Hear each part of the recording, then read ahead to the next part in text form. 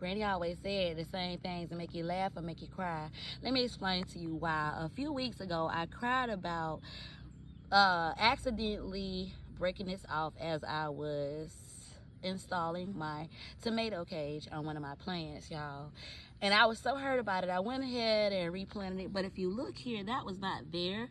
It was just actually like, I think it was like one leaf on it when I replanted it, literally.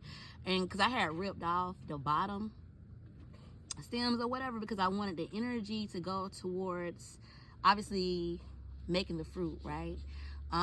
So I did do that, and y'all, I came out here today because I had to make some adjustments to my tomato plants and like adjust like the cage or whatever, because I see they've outgrown the cage. Basically, I'm gonna end up having to use zip ties to attach another one because I see like the sun sugar tomatoes. Notice how tall this sun sugar tomato plant has gotten, y'all. Now, I just put these cages on here like probably 2 weeks ago, if that, or whatever.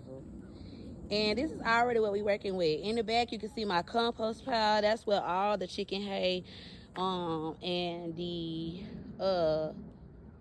what is it? The pine shavings from the duck coop, a duck cage or whatever, like all of that right there we use for compost. So that's a compost pile right there.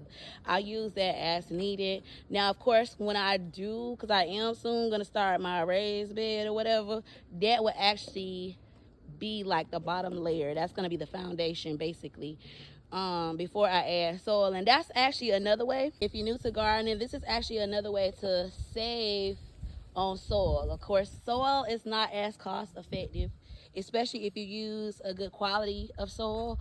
So this is another way. So if you're farming and gardening, this is where those two things gonna run hand in hand. So all that right there you see come out the chicken and the duck coop. Okay, and it has all of the manure and everything that I need to fertilize my garden beds. I don't tend to use this for things that I plant in the ground. I might throw a little bit on top, but for the most part, I just use my top and bottom soil that I had showed y'all previously on a different video.